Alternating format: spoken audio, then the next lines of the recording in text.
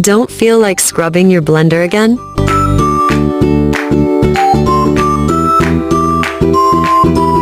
Just pour in some warm water.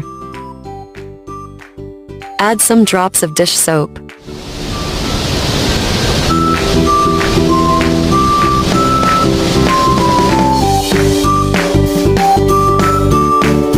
Blend on high for 10 to 20 seconds.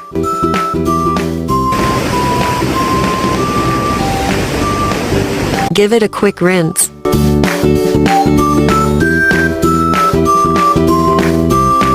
And boom, your blender's spotless. No sponge, no mess, no effort. Save this for your morning routine. Follow for more genius kitchen hacks.